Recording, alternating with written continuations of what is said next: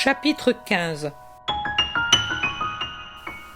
Le ciel et la terre passeront, mais mes paroles ne passeront pas.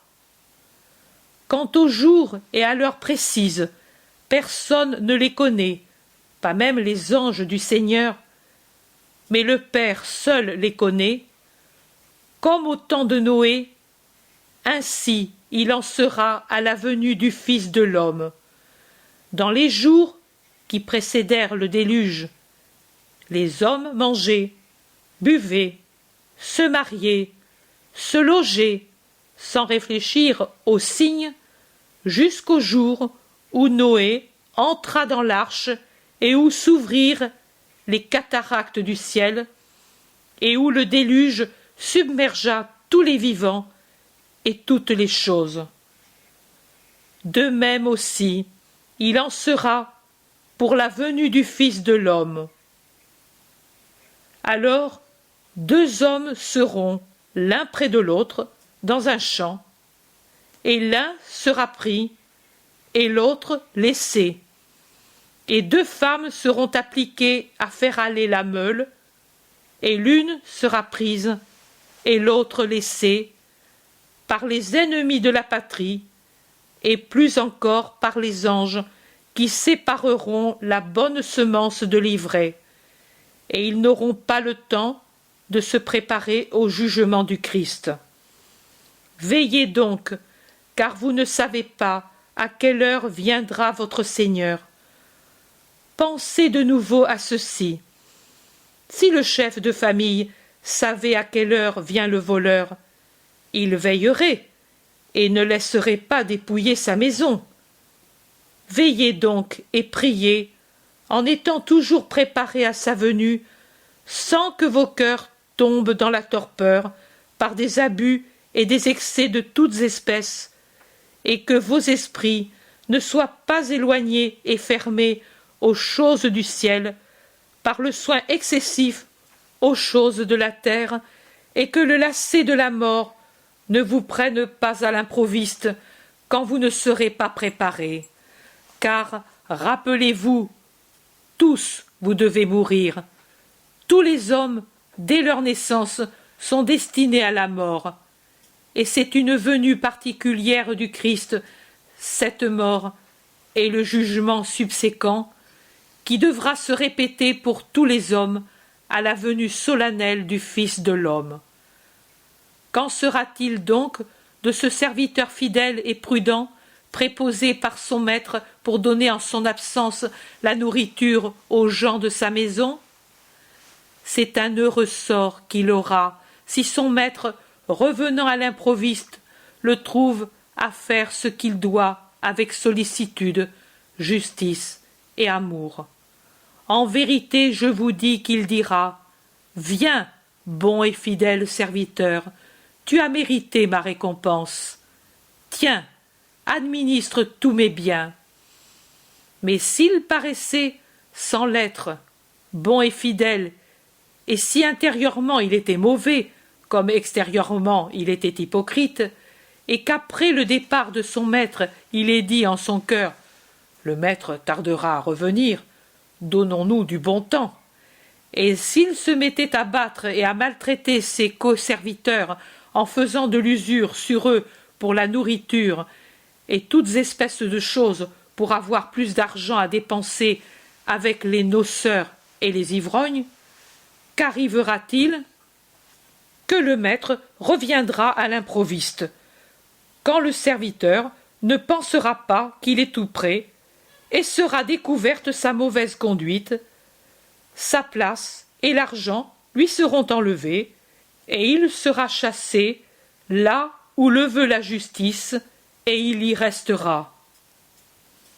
Il en est ainsi du pécheur impénitent qui ne se demande pas comment la mort peut être proche, et voisin son jugement, et jouit et abuse en disant: « Plus tard je me repentirai. » En vérité, je vous dis qu'il n'aura pas le temps de le faire, et qu'il sera condamné à rester éternellement dans le lieu de la redoutable horreur, où il n'y a que blasphème, pleurs et tortures, et qu'il en sortira seulement pour le jugement final, quand il revêtira sa chair ressuscitée pour se présenter entier au jugement final, comme il a péché avec tout son être au temps de sa vie terrestre, et avec son corps et son âme, il se présentera au juge Jésus, dont il n'a pas voulu comme sauveur. Tous seront là devant le Fils de l'homme, une multitude infinie de corps rendus par la terre et la mer et recomposés après avoir été poussière pendant si longtemps, et les esprits dans les corps. À chaque chair revenue sur les squelettes correspondra son propre esprit qui l'animait autrefois. Et ils seront debout devant le Fils de l'homme, splendide dans sa divine majesté, assis sur le trône de sa gloire, soutenu par ses anges. Et Jésus ajoute: et il séparera les hommes entre eux, en mettant d'un côté les bons et de l'autre les mauvais, comme un berger sépare les brebis des boucs, et il mettra ses brebis à droite et les boucs à gauche.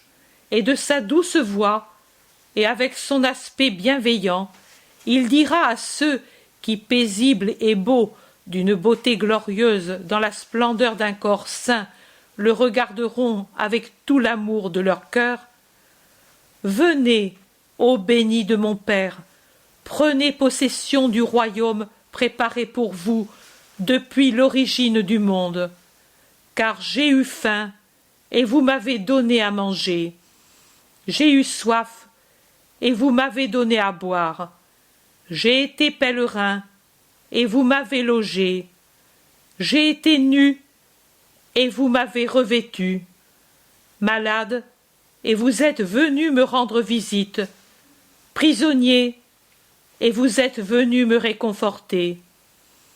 Et les justes lui demanderont: quand donc, Seigneur, t'avons-nous vu affamé pour te donner à manger, assoiffé pour te donner à boire? Quand donc t'avons-nous vu pèlerin pour t'accueillir, nu pour te revêtir? Quand t'avons-nous vu malade et prisonnier pour être venu te rendre visite? Et le roi des rois leur dira: en vérité, je vous le dis, quand vous avez fait une de ces choses à un des plus humbles parmi mes frères, alors c'est à moi que vous l'avez fait.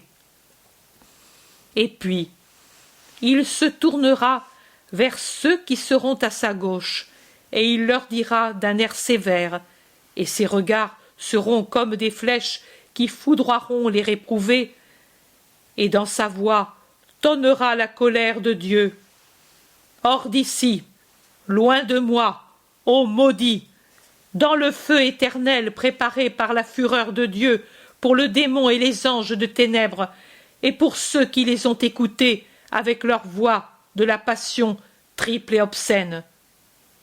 J'ai eu faim, et vous ne m'avez pas donné à manger, soif, et vous ne m'avez pas désaltéré.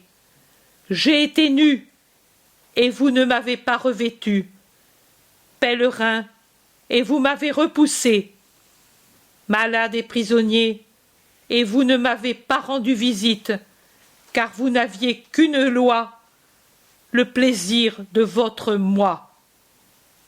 Et eux lui diront: quand avons-nous vu affamé, assoiffé, nu, pèlerin, malade, prisonnier?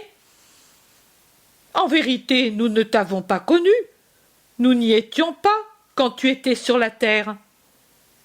Et lui leur répondra: c'est vrai, vous ne m'avez pas connu, car vous n'y étiez pas quand j'étais sur la terre. Mais vous avez pourtant connu ma parole, et vous avez eu parmi vous des pauvres, des gens affamés, assoiffés, nus, malades, prisonniers. Pourquoi ne leur avez-vous pas fait ce que peut-être vous m'auriez fait à moi? Car il n'est pas dit que ceux qui m'ont eu parmi eux ont été miséricordieux envers le Fils de l'homme. Ne saviez-vous pas que je suis dans mes frères, et que je suis là où souffre l'un d'eux, et ce que vous n'avez pas fait à l'un de mes plus humbles frères, c'est à moi que vous l'avez refusé, à moi, premier-né des hommes? Allez, et brûlez dans votre égoïsme. Allez, et que les ténèbres et le gel vous enveloppent, puisque vous avez été ténèbres et gel, tout en sachant où était la lumière et le feu de l'amour.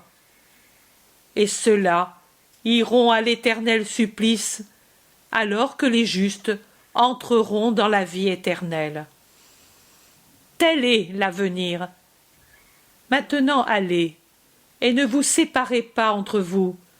Je m'en vais avec Jean, et je serai près de vous au milieu de la première veille pour le repos, et pour aller ensuite à nos instructions. Ce soir aussi, ferons-nous cela tous les soirs? Je suis tout endolori par la rosée. Ne vaudrait-il pas mieux, désormais, entrer dans quelque maison hospitalière, toujours sous les tentes, toujours à veiller, et pendant les nuits qui sont fraîches et humides, dit Judas en se lamentant. C'est la dernière nuit. Demain, ce sera différent. Ah, je croyais que tu voulais aller au Gethsémani toutes les nuits, mais si c'est la dernière... Je n'ai pas dit cela, Judas. J'ai dit que ce sera la dernière nuit à passer au camp des Galiléens tous unis. Demain, nous préparerons la Pâque, et nous consommerons l'agneau, et puis j'irai seul prier dans le Gethsémani, et vous pourrez faire ce que vous voulez. Pierre dit, « Mais nous viendrons avec toi, Seigneur. Quand donc avons-nous voulu te quitter? » Tais-toi, toi qui es en faute. Toi et le zélote, vous ne faites que volter çà et là, dès que le maître ne vous voit pas. Je vous ai à l'œil. Au temple, pendant la journée, sous les tentes, là-bas, dit l'Iscariote, heureux de dénoncer. Suffit. S'ils le font, ils font bien. Mais pourtant, ne me laissez pas seul, je vous en prie. Le zélote dit, Seigneur, nous ne faisons rien de mal, crois-le. Nos actions sont connues de Dieu, et son œil ne se détourne pas d'elles avec dégoût.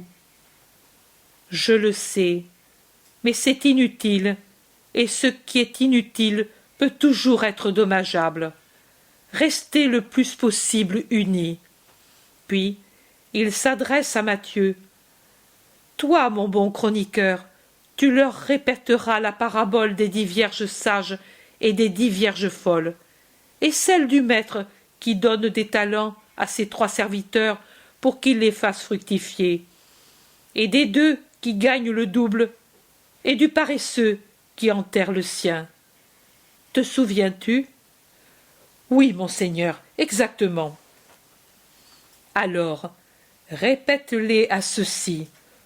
Tous ne les connaissent pas, et même ceux qui les connaissent auront plaisir à les entendre à nouveau. Passez ainsi le temps en sage conversation jusqu'à mon retour. Veillez, veillez, tenez votre esprit éveillé. Ces paraboles sont appropriées à ce que je dis. Adieu, la paix soit avec vous. Il prend Jean par la main et se dirige avec lui vers la ville. Les autres se dirigent vers le camp galiléen.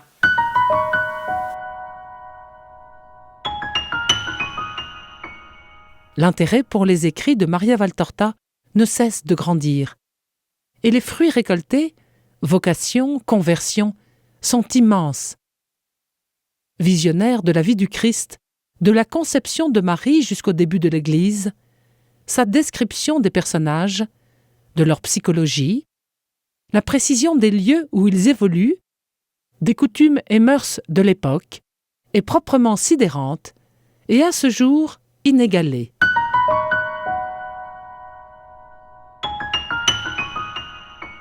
www.associationmariavaltorta.fr.